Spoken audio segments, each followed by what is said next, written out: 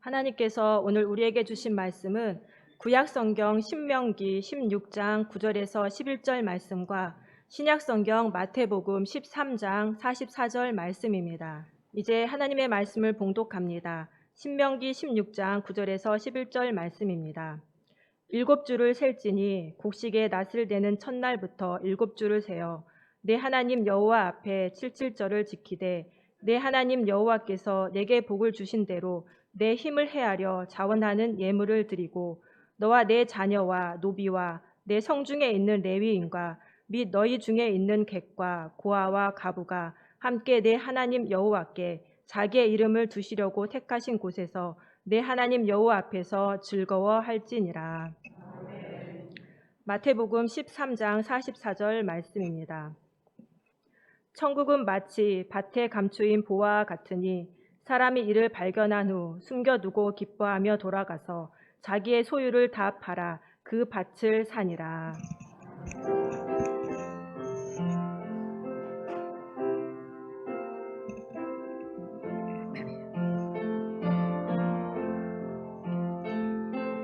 이 말씀 따라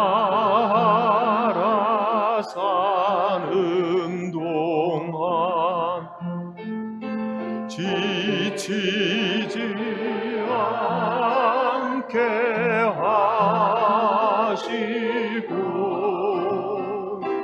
이 말씀 따라 사는 동안 주님 나라 이루소서.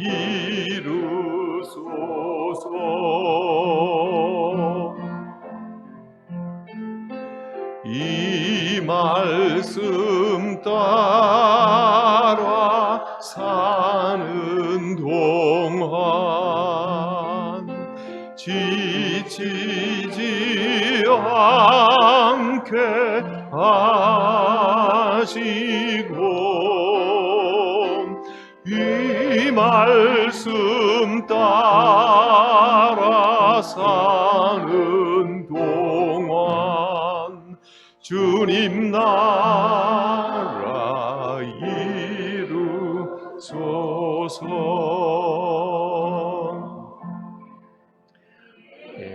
맥주감사주일에 이 예배 참석한 여러분들에게 하나님의 은혜와 평강이 넘치기를 축복합니다. 선물은 우리를 기쁘게도 하지만 또한 우리를 헷갈리게 하기도 합니다.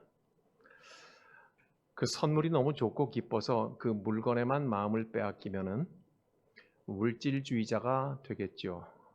그렇지만 그 선물을 주신 그 사람, 그 분에게 그 마음을 읽을 줄 안다면 선물을 준 그 분, 그 사람과 깊은 사랑과 우정의 상태를 이루게 될 것입니다. 유대인 신학자인 마틴 부버는 유명한 책 나와 너 이히 운투두 독일어로 처음 글을 썼는데요. 나와 너라고 하는 것은 관계를 의미하는 것입니다. 우린 모두가 관계 속에 있다. 나와 너의 관계 속에 있다. 사람과 사람의 관계는 인격적이잖아요. 그런데 나와 너의 관계가 인격적이지 아니하고 나와 그것의 관계가 되어버리면 물질적인 관계가 되어버려 우리의 관계는 추락한다고 하는 것입니다. 그러므로 오늘 이 맥주감사주일에 하나님께서 우리에게 주신 그 선물에 온통 마음을 빼앗길 것인지 아니면 그 선물을 주신 하나님에게 우리의 마음을 둘 것인지 이미 답은 나와 있죠. 알고 계시죠. 그래서 이 말씀 따라 사는 동안 지치지 않게 하시고 이 말씀 따라 사는 동안 주님의 나라를 이루시기를 우리가 소망을 합니다. 오늘 우리가 읽은 신명기 16장의 말씀은 이렇게 시작을 합니다. 9절에 7주를 셀지니. 그럼 언제부터 7주를 세는 것입니까? 부활주일부터입니다. 그러니까 구약 성경으로 말을 하면은 출애굽하고 7주를 7번 세라는 것입니다. 그러니까 그 출애굽이 시기가 오늘 저와 여러분들에게는 뭐와 같아요? 부활주일인 거예요. 예. 그래서 부활절 이후에 7주를 지나면 7, 7이 49 지나서 50일째 주일이잖아요. 그죠? 네. 그래서 날짜를 그렇게 계산을 합니다. 그랬더니 10절에 내 하나님 여호와 앞에 7질절을 지키되, 다른 말로 하면 맥추절인 것입니다. 구약 성경의 다른 본문에서는 맥추절 곧 77절 그렇게도 표현을 하고 있는 것입니다. 그러니까 시간으로 치면은 부활절 이후에 7주를 지나서 그 다음엔 땅을 기준으로 한다면은 보리와 밀을 다 거두는 그 절기에, 예, 보통 보리가 한 2주에서 한 달 가까이 먼저 거두죠. 농사한 저 잘 모르시죠? 예, 보리는 대체로 5월쯤에 거두고요, 밀은 6월쯤에 거두어요. 그래 이스라엘 백성들이 출애굽할 적에 출애굽기 9장에 보면 보리 싹시 났다고 돼 있고 이삭이 팼다고 그렇게 되어 있죠. 그래서 이 77절은 곧 맥추절을 의미하는 것인데, 이제 보리와 밀을 다 거두고 나니 하나님께 감사하는 것인데, 하나님께 감사하려고 하니까 뒤돌아보니 하나님께서 우리가 출애굽하기 전에 심어 놓으신 것이 50일이 지나니까는 추수하게 되었다. 하나님이 이스라엘 백성의 구원 전에 심어 놓으신 그 씨앗을 이제 우리가 거두게 되니 얼마나 놀랍고 감사한 추수인가 하는 것입니다. 하여 하나님께 자기의 형편을 살펴 힘을 다해 감사하라고 10절에 기록하고 있습니다. 내 하나님 여호와 앞에 77절을 지키되 네 하나님 여호와께서 내게 복을 주신 대로 네 힘을 헤아려 자원하는 예물을 드리고 그랬습니다. 이유는 조금 아까 설명한 대로 밭에 감추어 두신 보물, 뭘까요? 밀과 보리죠. 그것을 거둡니다. 뒤에 우리가 읽은 신약 성경의 본문 마태복음에서는 밭에 감추어 둔 보물이라고 그렇게 표현하고 있잖아요. 그것을 거두니 기뻐하여 하나님께 형편을 다하여서 자기 형편을 살펴 힘을 다해 예물을 드리며 지킵니다. 그리고 나서는 어떻게 지키는가 하는 것은 11절에 너와 네 자녀와 노비와 네 성중에 있는 레위인과 및 너희 중에 있는 객과 고아와 과부가 함께 내 하나님 여호와께서 자기 이름을 두시려고 택하신 곳에서 내 하나님 여호와 앞에서 즐거워할지니라. 누구예요? 자녀, 노비, 레위인. 레위인은 땅이 없잖아요. 그러니까 레위인, 그 다음 객, 고아, 과부. 공통점이 뭐예요? 사회적인 약자입니다. 모든 사회적인 약자와 함께 이 맥추절의 기쁨을 함께 잔치하라고 하고 있어요. 그런데 이 사회적인 약자는 신약 성경으로 옮겨가면 예수님의 친구들이에요. 다 예수님께서 고아와 객과 과부와 죄인들과 세리들과 매국노들과 함께 하셨잖아요. 그렇죠? 다 예수님의 친구들이었던 것이에요. 그러니 중요한 것은 하나님께서 어디에 마음을 두고 계신가 하는 것을 우리가 알아야 합니다. 예. 하나님께서 마음을 두신 것은 이런 사회적인 약자들이라는 것이에요. 그러므로 예수 그리스도의 몸인 교회가 마음을 두어야 할 곳은 사회적인 약자들이. 성경에는 부유한 욥과 같은 사람일지라도 마음이 가난한 자에 대해서 하나님께서 칭찬하시거든요. 그러나 대체적으로 예수의 시대를 봐도 부자들에게는 우리 주님의 책망과 경고와 내일에 대한 두려움을 정신 차려라고 말을 하고 있잖아요. 그렇죠?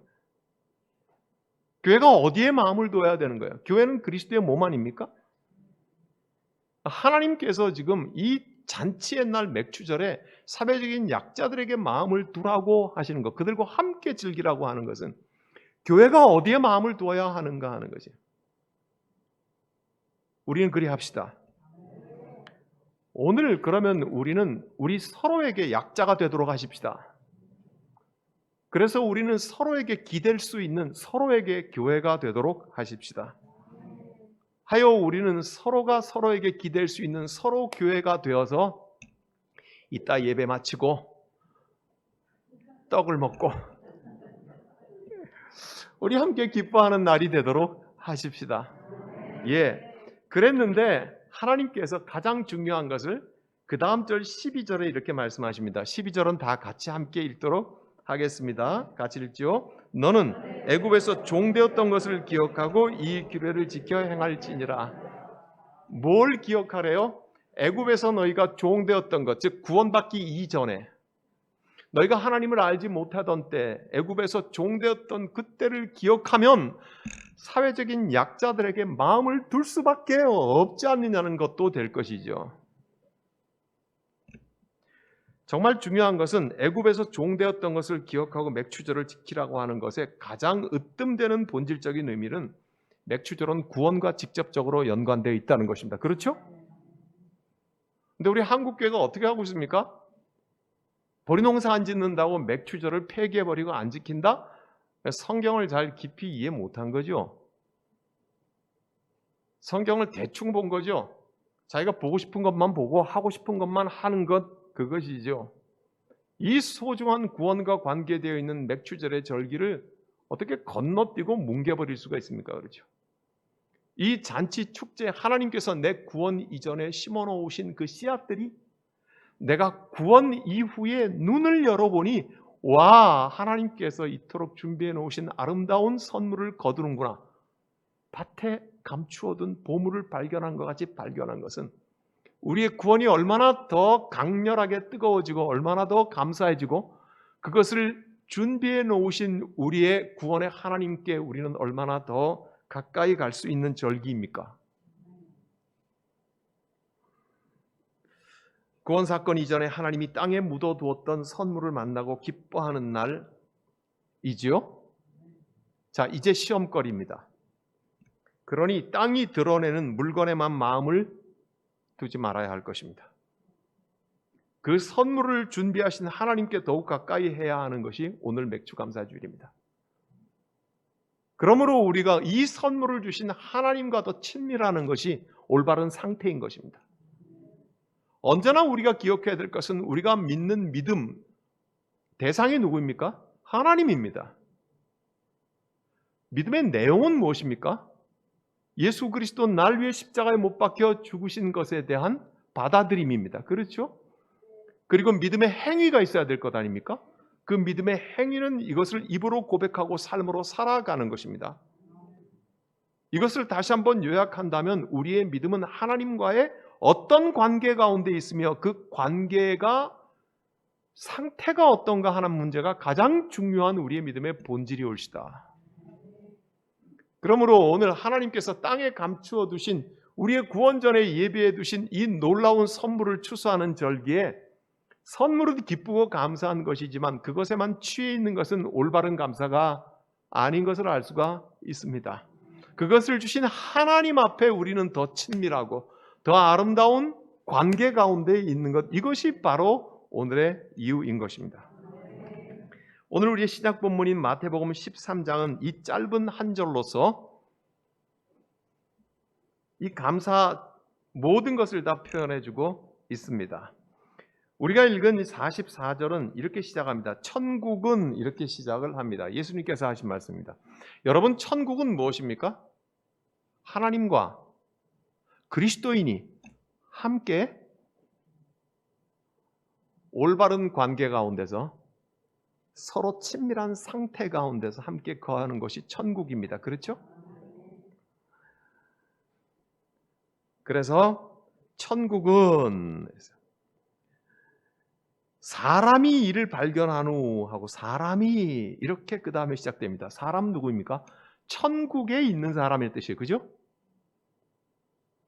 그러니까 이 사람은 누구입니까? 황 목사입니다. 고장로님이라고요. 박 집사님이라고요. 김 권사님이라고요.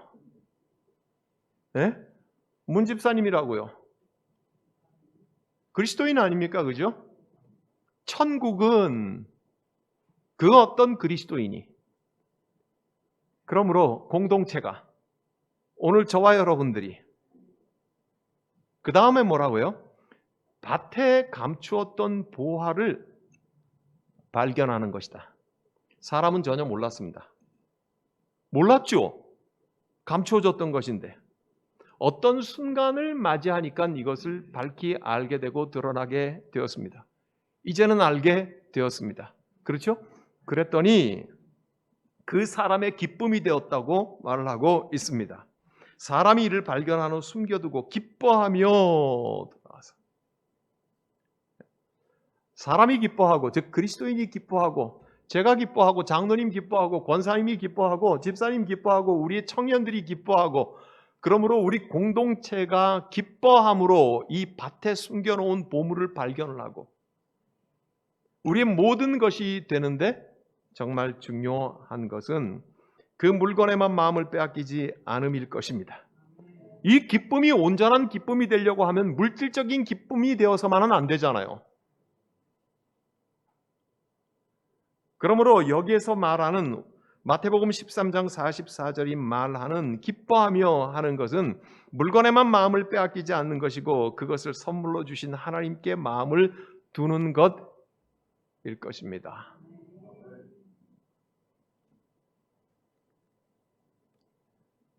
작고 소박한 예배 드릴 장소가 없어서 그 예배 드릴 장소를 정했습니다. 그래서 이제 앞으로 몇 년 동안은 이 예배 장소에서 작지만 그래도 우리가 예배를 드리면 좋겠다고 했습니다. 그리고 나서 돌아서는데 주인이 이렇게 말을 했습니다. 요 길 건너에 아파트가 1200세대 들어오는 거 아시고 여기 계약하신 거예요? 아니요. 그저 우리는 예배드릴 곳이 필요했을 뿐입니다. 우리 하나님께 마음을 두려고, 우리 하나님께 찬송할 곳이 필요했고, 우리는 우리 하나님을 만날 곳이 필요했고, 우리는 우리가 새벽을 깨울 곳이 필요했을 뿐입니다. 아, 그래요? 당신이 예배드리려고 하는 그 길 건너편에 아파트가 1000수백 세대 들어온답니다. 그것도 올해 말부터 땅을 파기 시작한다는데요.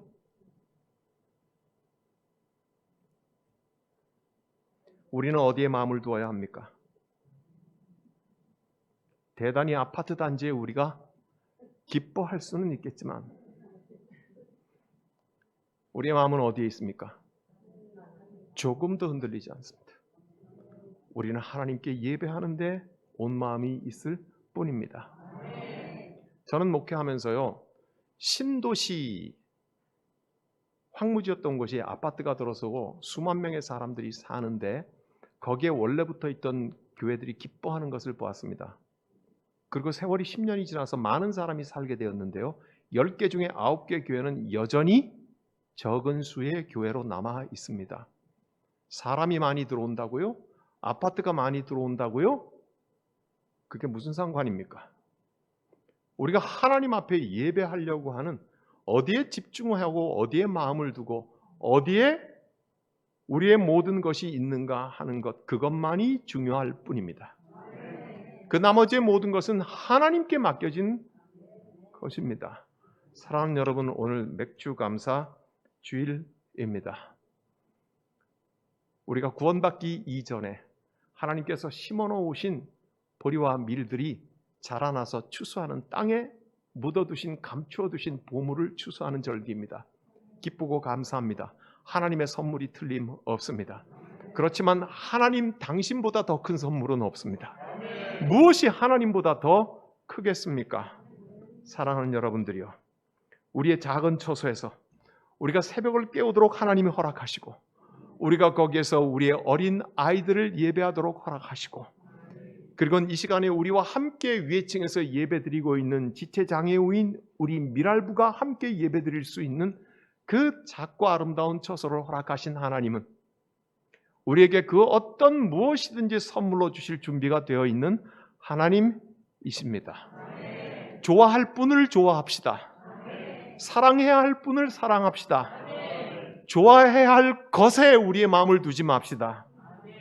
좋아해야 할 그것에 우리의 온 마음을 빼앗기지 마십시다. 우리는 시작해보지도 못하고 추락해버릴 것입니다. 우리는 하나님의 손에 사로잡혀야 할 것입니다. 하나님 그분 앞에 우리의 온 마음을 두십시다. 그리고 우리의 입술도 주님 내 앞에 입술 앞에 파수꾼을 세워달라고 하는 시편 141편의 시인의 고백처럼 우리의 입으로도 복이 흘러나가게 하지 마십시다. 오직 하나님을 찬송하고 하나님을 노래하며 하나님께 감사하며, 그래서 하나님께서 내 속에 살아 역사하시고 내가 주님 안에 있도록, 이것이 우리 모두의 아름다운 공동체가 되도록 하나님께서는 이 아침에 우리에게 이 말씀을 주십니다. 기도하겠습니다. 주님 은총을 감사합니다. 주님께서 주시는 선물, 우리는 주님께 집중합니다. 이 작은 처소에서 우리의 예배를 받으실 하나님께 온 마음을 두게 하여 주시옵소서. 우리 주님 예수 그리스도의 이름으로 기도하옵나이다. 아멘.